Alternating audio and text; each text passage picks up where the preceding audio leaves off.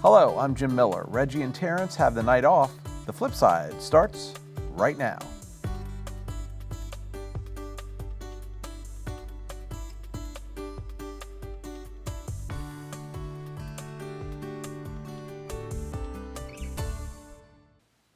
Welcome to the show. We're here tonight with Tom Riford.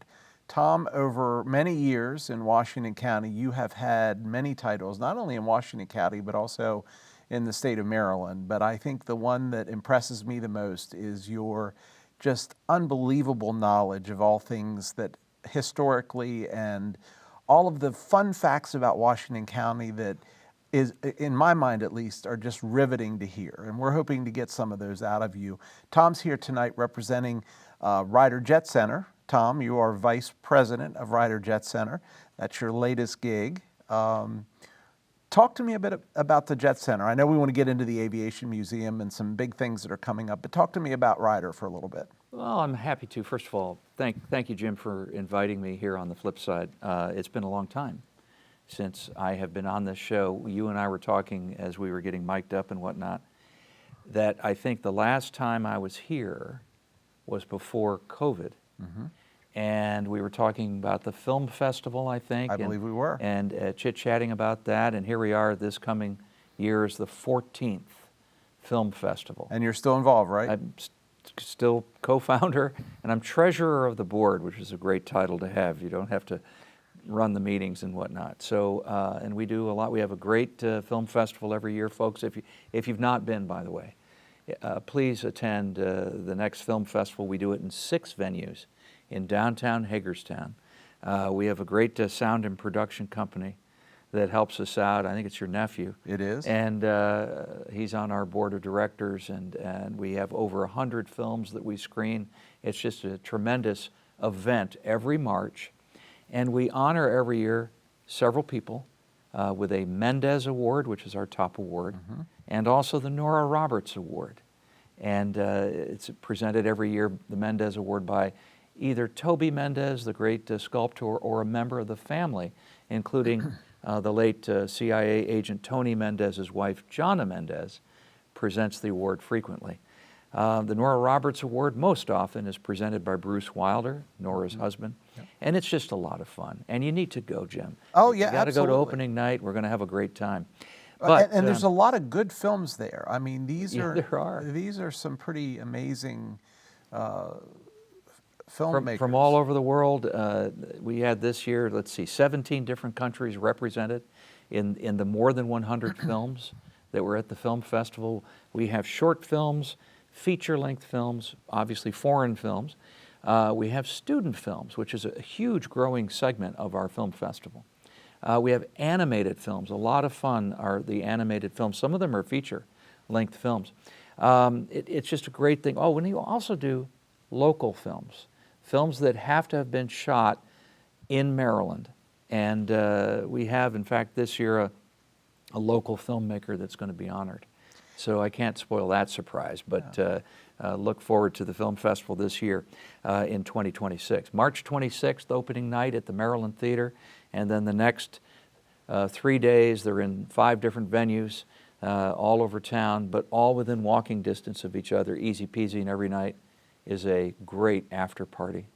You know, Tom, we're going to speak with, tomorrow night, actually, we're interviewing the superintendent of schools. Excellent, from Dr. Washington Sobine, County. yep. Yes, and one of the things that we're going to talk about is how Washington County in the school world has been an innovator in many cases, including the first broadcast TV back in the late 1950s. That's right, Mr. Brish. That's right, and of course, you know, who can argue with our Barbara Ingram School for the Arts, one of only 2 arts-focused high schools. But innovation in Washington County goes far beyond the school system. And I think we have historically been a community of innovators. You have broad reach. You've done a lot of things, from the Convention and Visitors Bureau to the film, to now Ryder Jet Center, to the Aviation Museum. What are your thoughts on that in terms of Washington County's ability to innovate? Well, for instance, Barbara Ingram School for the Arts, in all of their different arts programming, which includes visual arts, photography, you name it. For a while, as the school was maturing, there wasn't a a filmmaking effort until just a few years ago. Kristen Green was named to start that program. And now they have filmmakers that have been nominated for Emmy Awards, that have had their films screened in New York and different major festivals. It's a big deal. Kristen Green, by the way, is on the board of directors of the film festival here in Washington County, and it is a great, wonderful asset to our educational system. There are other folks that are involved in that film program. Some of it is animated, so it's a lot of sort of the great computer gaming, geeky kind of people that put together great projects and are great storytellers. My role here in Washington County has been always as a cheerleader. And I worked in marketing in various different places, including for 3 years for Washington County government. I was the marketing director for the county in the Economic Development Commission. And I got pirated away by another company at a lot more pay, as you know how it goes. And I eventually landed, as you said, at the Convention and Visitors Bureau. In very early 2004, I was named as the new president and CEO, and I served a little over 10 years and accepted a job that paid a lot more for a company that had facilities in 4 states, and that was the Homewood Retirement Centers. And I was the president of the Homewood Foundation, which at the time was about a $38 million foundation. And when I left 4 years later, it was a $43 million foundation. I was named the Assistant Secretary of Commerce in early 2019 and served during that 4-year term for Larry Hogan. And I also worked the 10 months into Wes Moore's administration, our present governor. And my portfolio, they call it, what I was in charge of at the state, was tourism, film, the arts, marketing, and communications. It was a nice, perfect fit for me. Another hat I had to wear was I was the executive director of a public-private partnership, meaning, yes, the state of Maryland was involved in helping fund, but we had about 50 private companies that put money up to help pool the money, to raise more money, to be able to market Maryland better to the outside world, to attract businesses here. I think some of our successes include Hitachi, that looked, all around Washington, D.C., where they're going to be sending rail cars, and they chose Washington County because it was affordable, an available workforce, all of those kinds of reasons. But they also looked at Virginia, they also looked at West Virginia, they also looked at Delaware, and they chose Maryland. So hats off to that.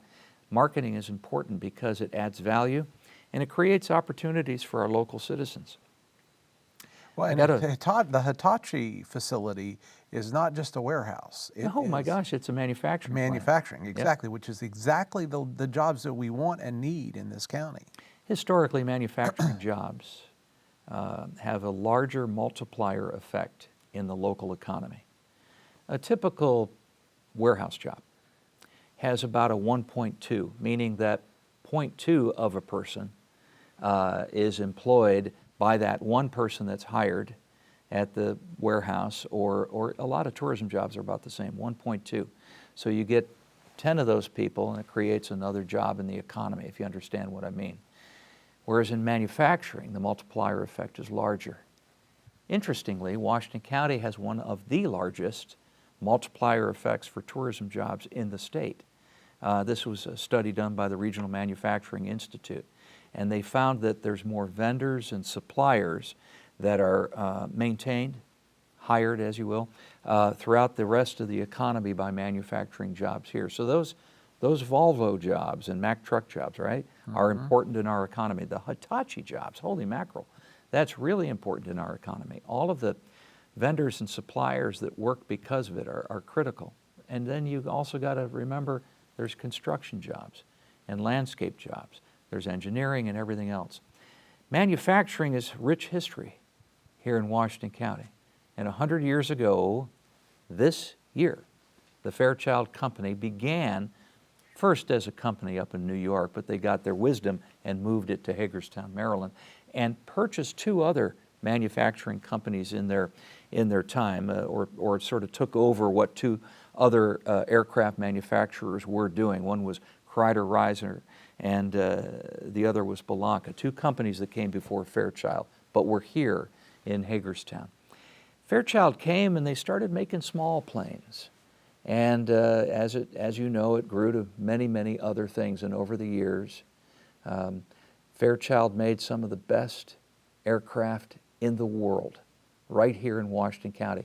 At the height of its employment, you could say that Fairchild had about 15,000 jobs, which was critical for our local economy.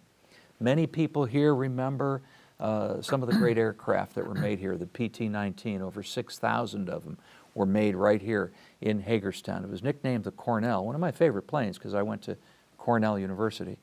And that plane, by the way, was the #1 training plane used by all Allied pilots for training. After they graduated from the PT-19, they went on to their next plane, which might be a bomber, might be a fighter, might be a torpedo kind of thing. But you get it. That plane helped win World War II by creating the opportunities for pilots to learn their trade, learn their craft, and become great pilots. A plane made here. And I don't know if you know this about manufacturing in Hagerstown, but there's a thing that sort of was born here, and it was called the Hagerstown System. The Hagerstown System, when they needed to really get all these planes made, they didn't have the workers and the wherewithal at just Fairchild to make it happen. So what they did is they set up satellite things at other existing companies like the Moeller Pipe Organ, the Staten Furniture, Beachley Furniture, those kinds of furniture companies were making components for the PT-19. There were great woodworkers at the Moeller Organ plant. There were great woodworkers at all the local furniture companies, and they made the wood spars, the wings, and different things, and then the whole thing was assembled at the Fairchild plant that was at the airport, you know. Now the first hangar at the airport is actually pretty historic at the former Fairchild facility. It was built in early 1943. It opened in early 1943. At the time, it was in the busiest, worst part of World War II for the United States. Things were rationed. Metal was in very short supply. Metal was used for tanks and ships and everything else. So that hangar, that giant dome hangar, was made of wood. It was the largest wooden building built in Maryland at its time. And it's really a feather in our cap to have it as the place that the Aviation Museum here in Hagerstown calls home. And I don't know if you know this, but our museum has been around for 30 years. And it celebrates aviation manufacturing, aircraft manufacturing here in Hagerstown, Maryland. Yes, there are a lot of great airplanes that we have in the collection there. I'm a proud board member of that museum. And we're celebrating this coming weekend, the 12th, 13th, and 14th of September, the 100th anniversary of Fairchild as a company. And people say, well, it wasn't just the PT-19. What about the C-82, the Packet, which got nicknamed the Flying Boxcar? Yeah, that was a great airplane. You know why it was great? It was the first cargo plane ever built to have rear loading. So instead of coming in the side of the plane, that all the planes were up to then, you could drive a Jeep right in the back, and you didn't have to lift it up and get it through a side door. So it was a great thing. And Fairchild invented this clamshell door design to be able to make that work. And of course, it was an underpowered cargo plane. It served well during the very, very end of World War II and then into the Korean conflict, right?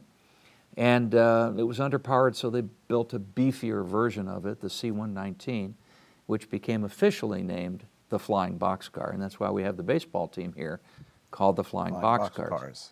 Yeah, the great owner of the Independent League came here and looked at the museum and said, "It's a great name, for a baseball team. It is so unusual, and it speaks about local community pride.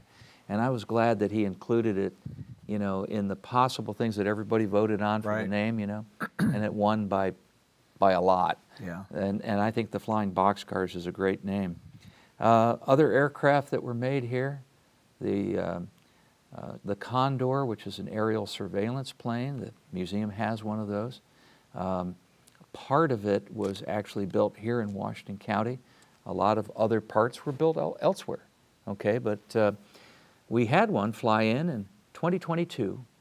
Just ended its mission with the U.S. Air Force. It was built in 1993, so it was nearly 20 years old. It taxied in, it shut down its engines, half full of fuel right now, and it's never flown again, but it was given to the museum by the U.S. Air Force. Its mission had ended the day before. Active duty Air Force pilots flew it in. That was a great day here in Washington County. And of course, the A-10 was made here. In the early 70s, the first A-10 rolled off the assembly line here. It was a project that was done by Fairchild and Republic. Republic Aviation up in New York State kind of went belly up after a while, and Fairchild just eventually swallowed everything up, and that's great. Everybody knows it's a Fairchild A-10. But Fairchild won this contract in the 1970s to provide a new close air support attack plane. And they wanted to name it after that great World War II plane, the P-47, the Thunderbolt. Mm-hmm. And so the A-10 became the Thunderbolt II, nicknamed by people that saw it, and the name stuck, as a Warthog. And 713 of them rolled off the assembly line here in Washington County. The last one rolled off the assembly line in 1984. And that was the beginning of the end of Fairchild, really. Now, there were parts and bits and pieces that still operated for a while, and of course, one of the spin-off companies became B.F. Goodrich Rohr, which is just west of the terminal. Those buildings, you might recall, they had autoclaves in there that built engine nacelles. And that facility closed as an airplane manufacturer in 1998. In October, we locked the doors, and it was repurposed and now is a distribution and warehousing facility. But a lot of great aviation continues to live on here in Hagerstown at the Hagerstown Regional Airport. I want to talk to you more about that, but we need to take a break. Oh, do we really? Let's take a break. I was just getting warmed up. Well, that's great. We want to hear more, for sure. We got lots of questions. Stay with us. We'll be back with Tom Riford after these messages.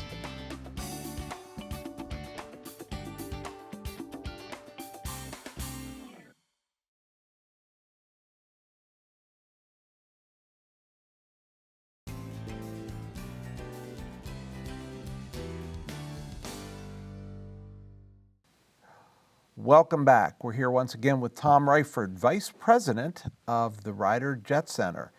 We were talking about the museum, we were talking about Fairchild and some of the great aircraft that came off the line there.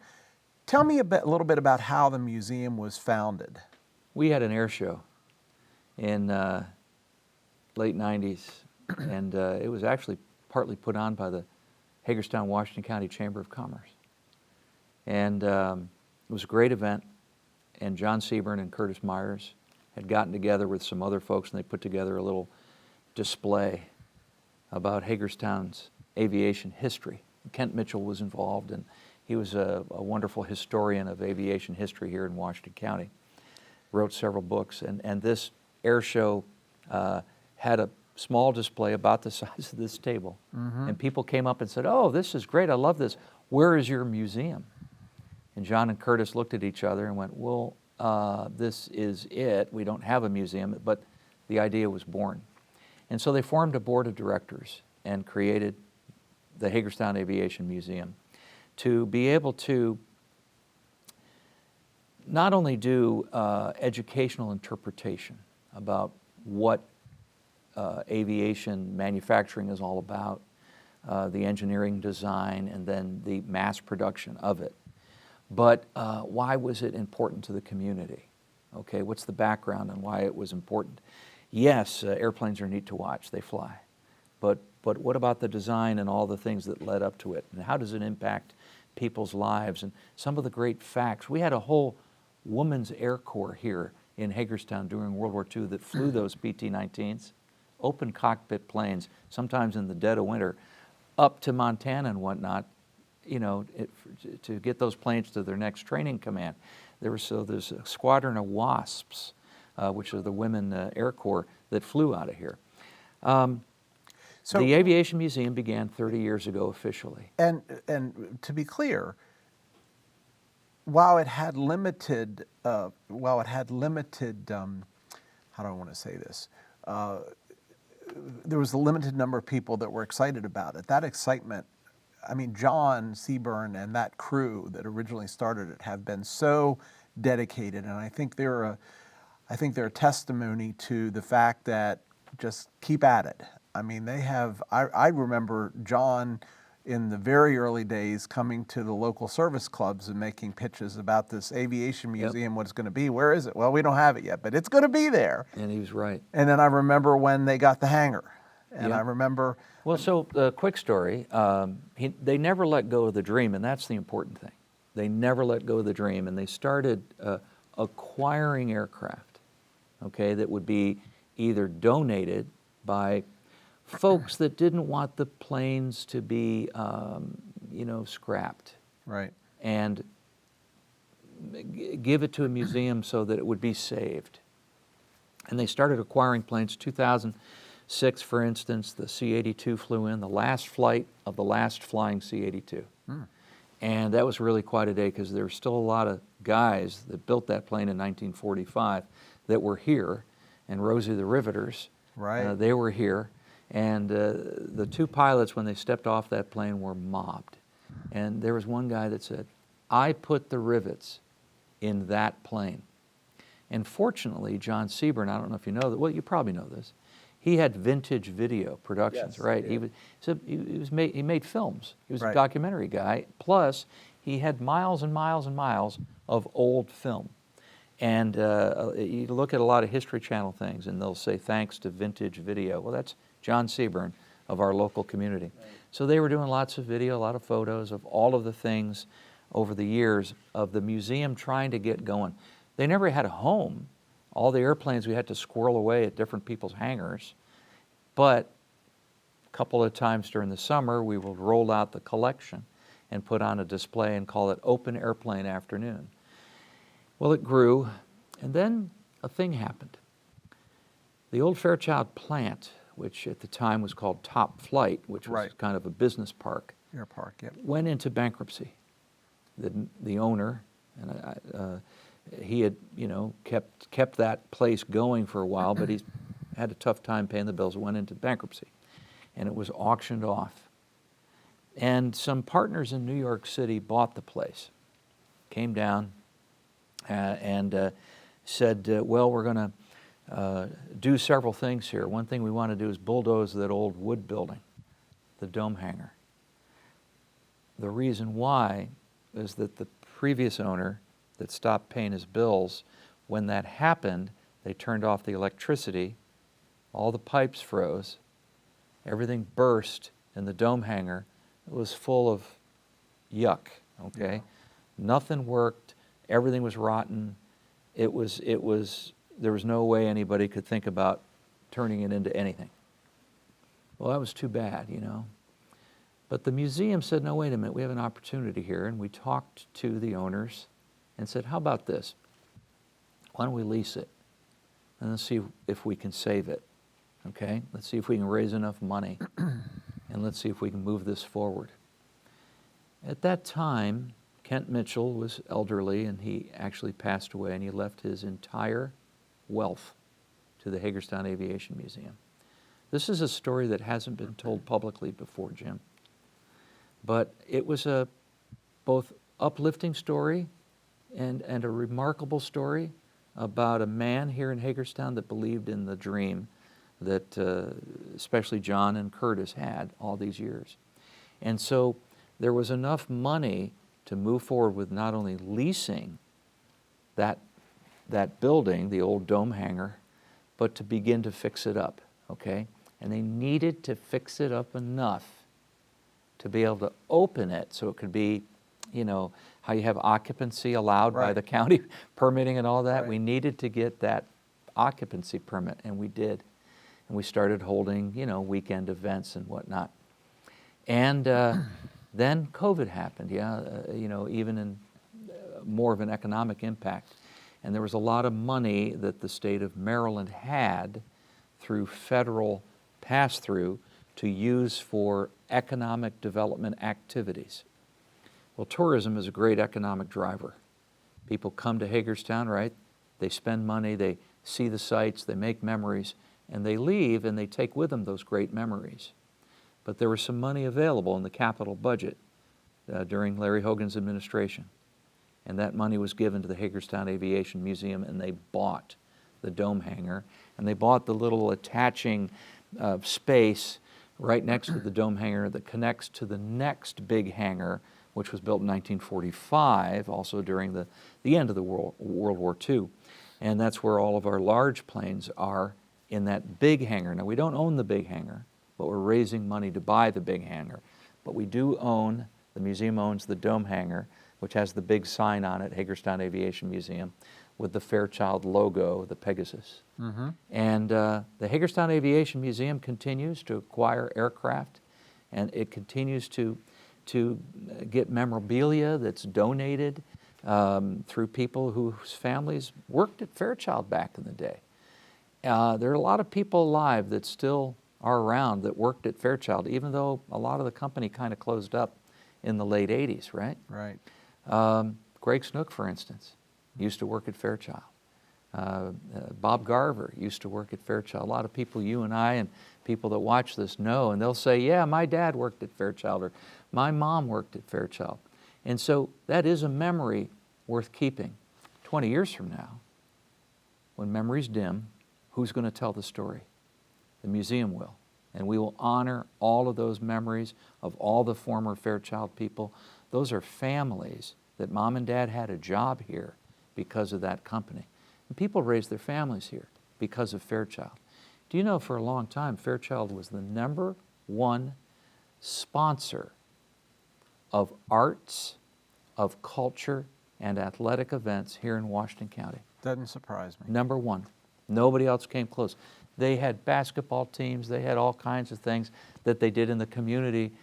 They built buildings, they really helped uplift this community from what was a very rural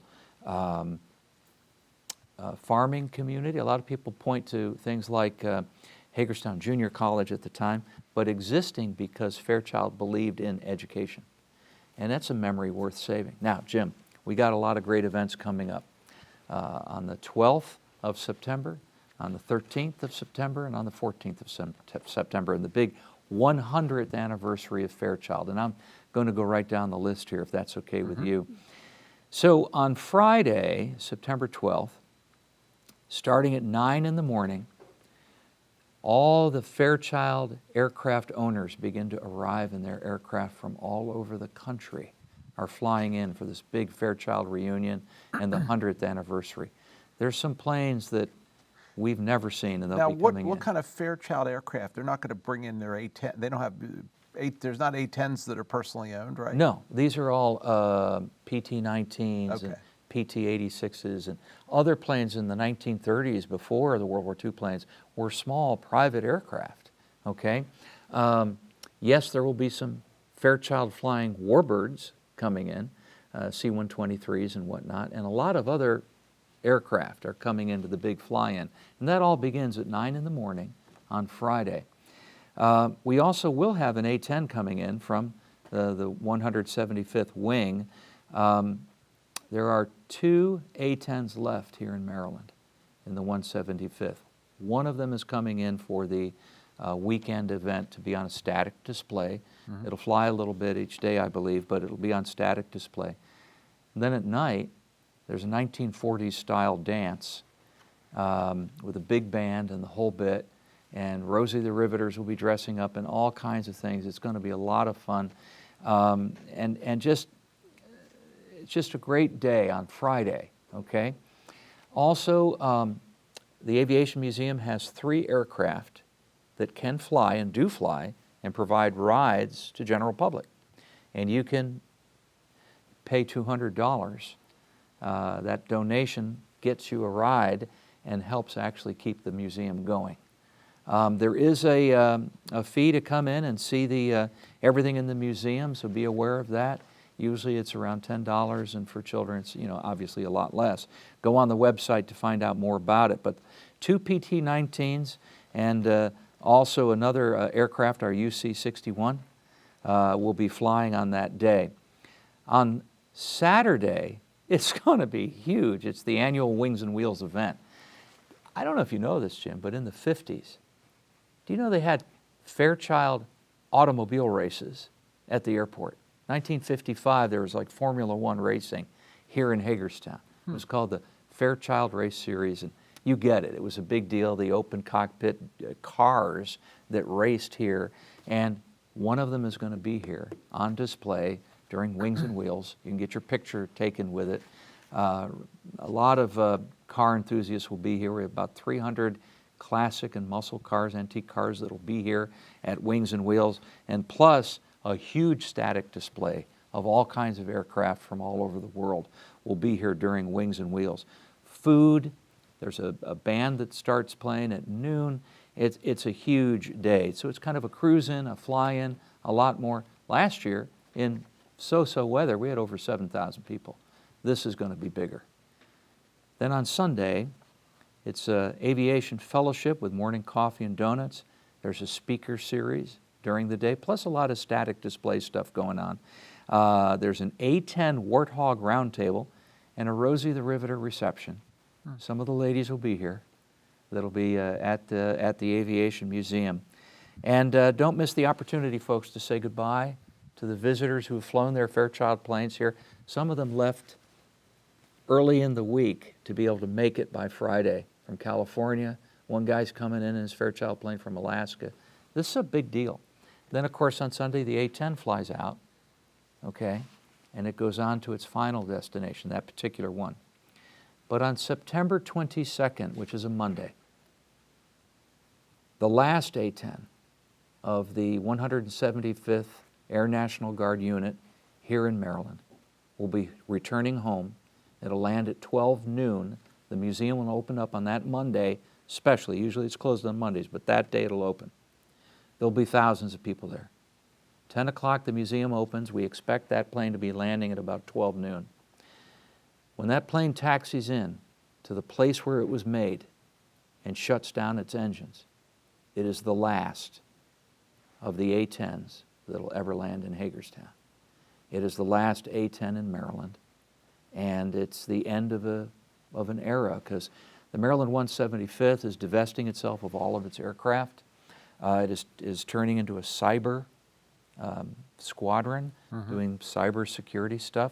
I don't know if you know this, folks, but Maryland will be the only state in the nation without aircraft in its Air National Guard.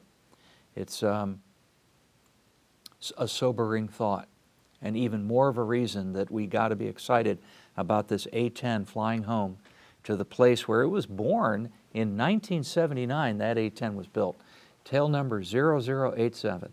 And you know that there's going to be a lot of pictures taken. And please, folks, post it on Facebook. Tell your friends and neighbors. 12 o'clock noon, that plane's going to land, and you'll have a chance.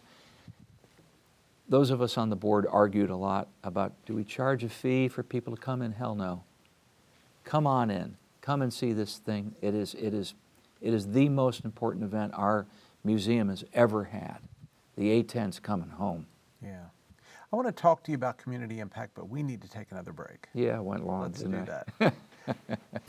Stay with us. Once again, we'll be back with Tom Riford talking more about Hagerstown Aviation Museum and its impact on the community.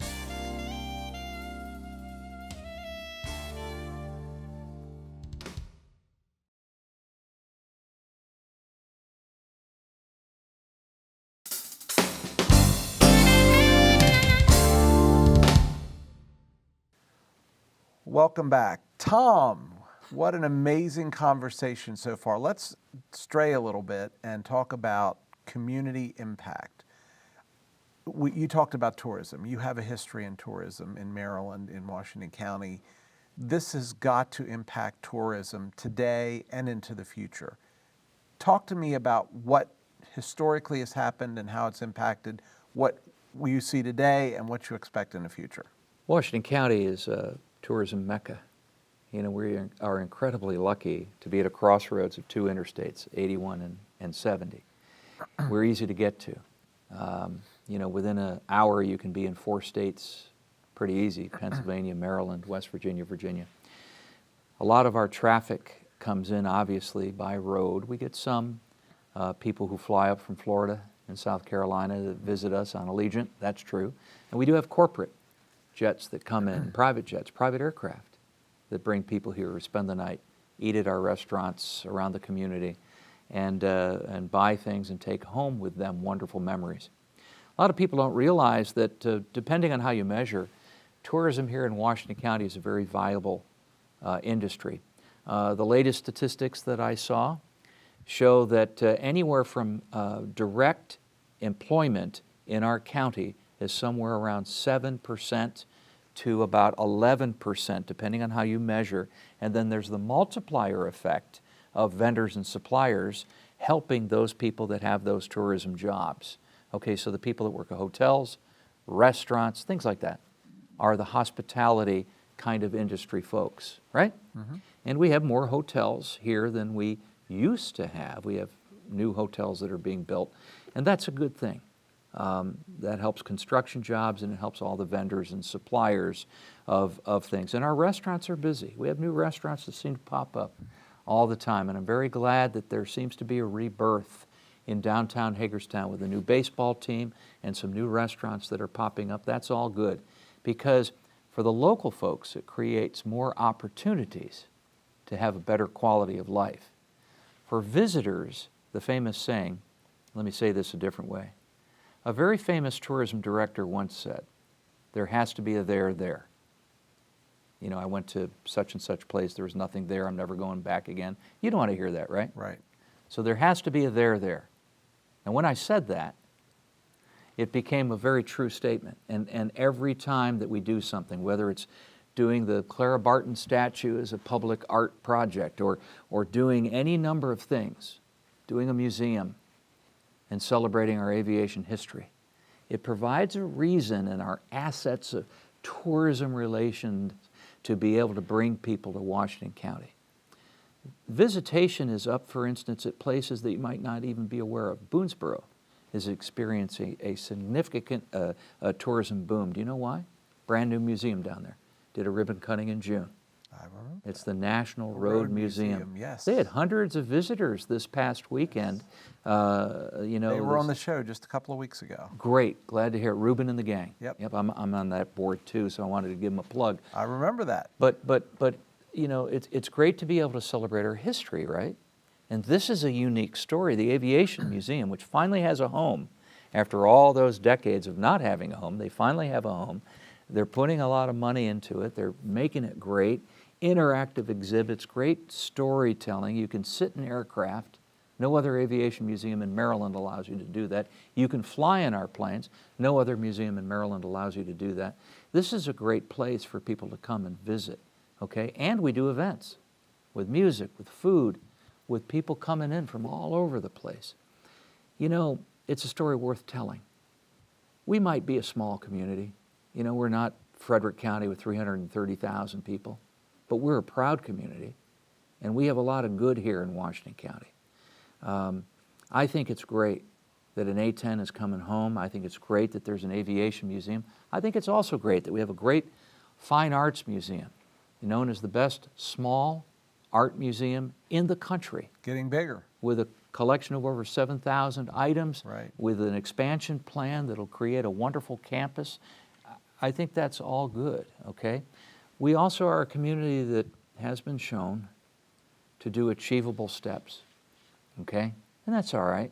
It took us a long time to get the Aviation Museum. It took us a long time to get the National Road Museum. It'll take us a while to get that Washington County Museum of Fine Arts to be that huge campus. That's okay.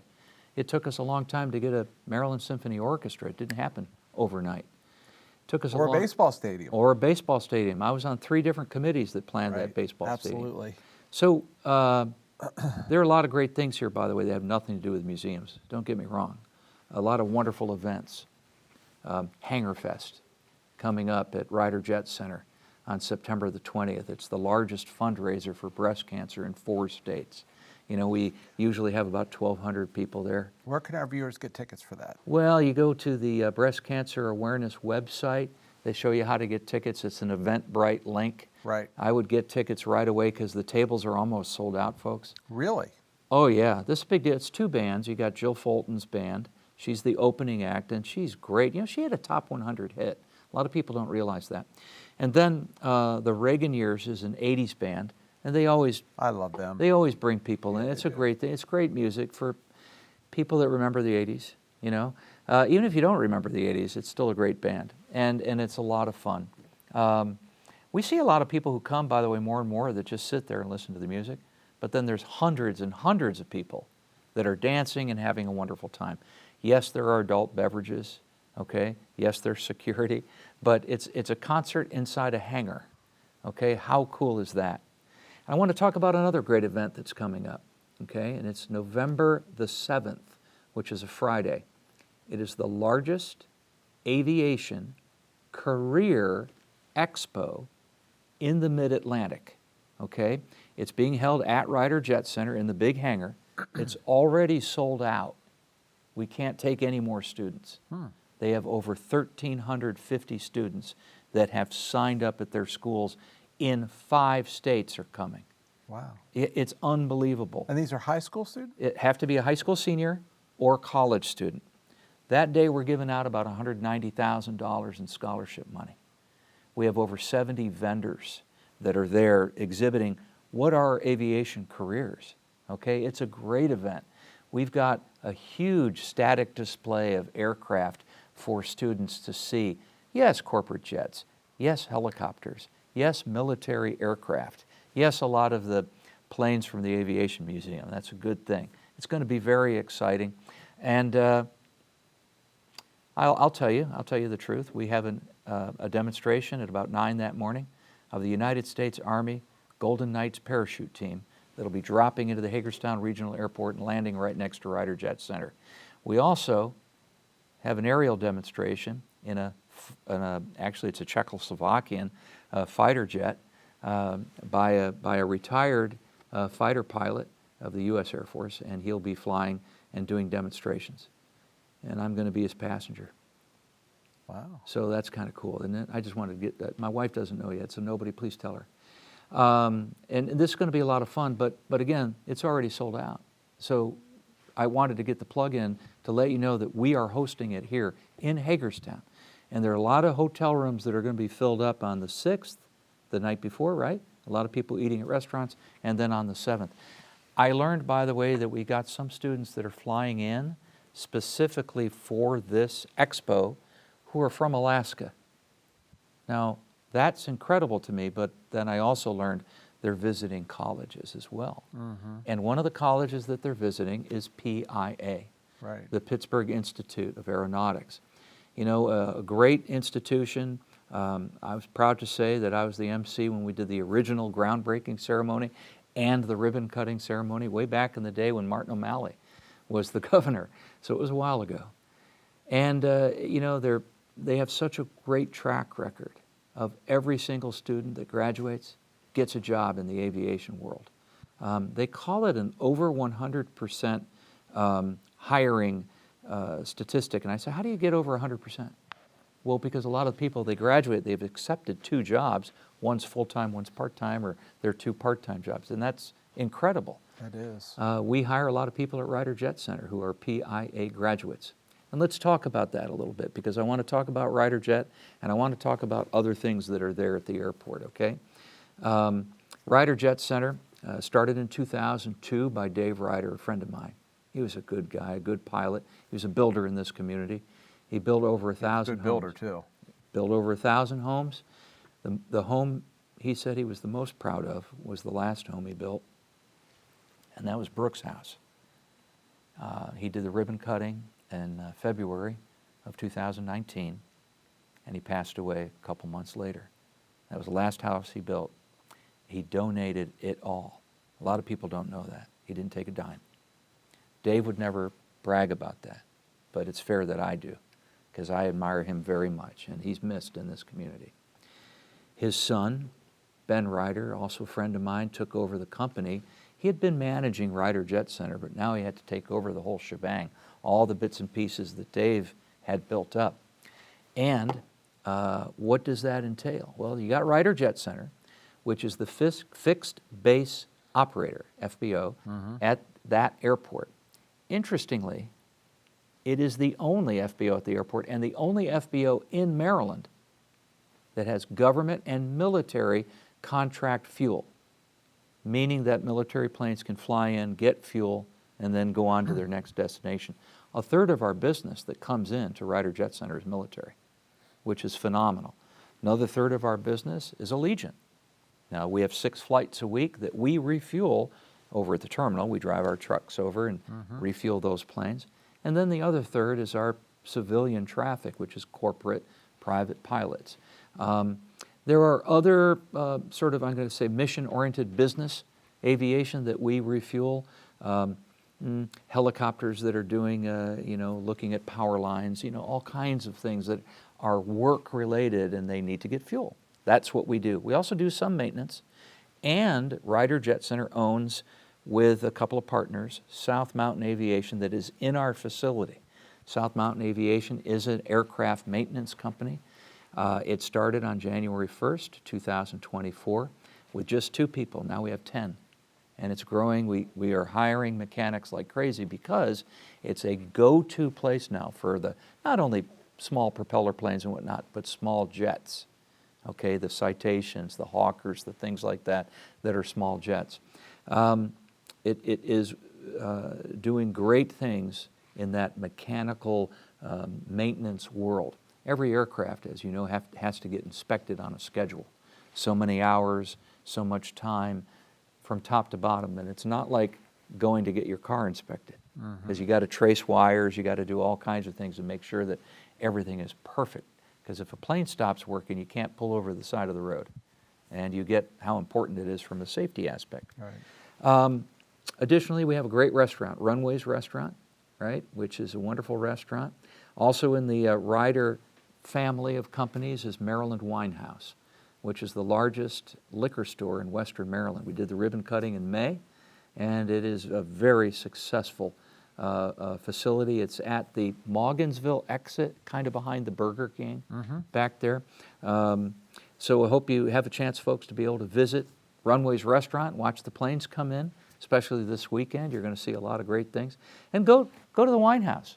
By the way, Jim, do you like rye whiskey or gin whiskey? Or gin? Do you like rye whiskey or gin? I have had rye before. You've had rye before, okay. Well, it's the state spirit of Maryland, okay. Runways Restaurant has its own brand of spirits. We have Runways Rye and Runways Gin. And it's going great, and I just want to reveal to the crowd here listening to this, we're moving forward with vodka and rum. Wow. Yep. You said a statistic earlier that I don't know that everyone understands, and that is, you said a third, and a third in terms of what you refuel. But the other point is that the majority of the Washington or the Hagerstown Airport is not for the commercial traffic. It's not at all for Allegiant. No, there's only six flights. Right. 6 flights. Six a flights week. out of how many? Hundreds. Yeah, exactly. Hundreds of cycles every single week. And I think people miss that point. Well, let me brag about the airport a little bit and its economic impact. Okay, you have millions and millions of dollars that flow through our local economy because of that airport. There are about 30 businesses that are on the airport, meaning that they have runway access. Let's talk about one, Sierra Nevada, with over 400 employees. Okay, it's been here almost a couple of decades now. It's headquartered, it's a family-owned business headquartered in Nevada. Okay, 400 employees locally. In the past 18 months, and you can Google this, Sierra Nevada Corporation, SNC as they call it, has had $1.7 billion of contracts in that Hagerstown facility. And they're growing, they're expanding. If you go to their website, you see all the jobs available at Sierra Nevada, okay? And they are growing by more and more. Sierra Nevada's buildings that they're all in are owned by Ryder Jet Center. So they are tenants of Ryder Jet Center. There are a lot of private hangars at the Hagerstown Regional Airport. Most of those hangars are owned by Washington County government, which pay rent to the county. The county operates those hangars on a first come first serve kind of thing. You got to put your reservation in to try to get it. I know it takes a long time because every hangar is full. That's a good thing. Mm-hmm. There are people doubling up and squeezing multiple planes in where you might, back in the day, only put one in. We need to build more hangars to actually let you know. Hangars are a thing that is a hot commodity. A lot of other businesses at the airport, and including in the old Fairchild plant. Other than the Aviation Museum taking to the buildings, HCC has a truck driving program there. We have Hardy Pet, which is the largest online pet food retailer in the country on Amazon. And it's here in Hagerstown, Maryland. People think, oh, it's just that little store over by Weiss Market off of Eastern Boulevard. Yes, they have a retail location, but they also have the big facility at the airport. They have another facility in Sparks, Nevada, and another facility in Minnesota, because they are nationwide with their pet food distribution online. Other facilities that are there include various businesses that are involved in both DoD contracting, let me word it that way, okay? Mm-hmm. And there's a really cool outfit that's there. It's the United States Humane Society. They have a facility at our airport in the former Fairchild building. Dogs and animals come in from all over the world to Hagerstown to be looked at by veterinarians, to be cared for, to be able to then go to their next place, which is usually a local humane society somewhere in the east. We get many at our local Humane Society of Washington County from that place being able to get dogs and cats in. And a lot of those dogs fly in, by the way. I have unloaded a lot of crates of dogs, and I love it, because we are saving animals here in Washington County.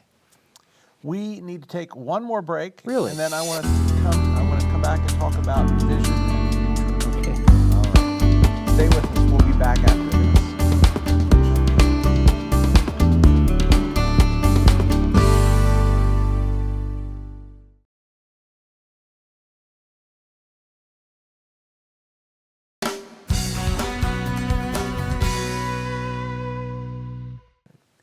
All right, we're back with Tom Riford. Tom, we've got about 3 minutes to wrap it up and put a bow on it. Talk to me about the future of the Aviation Museum. Talk to me about the future of how this expands and becomes even more important to Washington County. The Hagerstown Aviation Museum is the Richard Henson Educational Center, okay, which is kind of neat because the foundation is giving money to the museum, and it's a matching thing, so it's very, very exciting.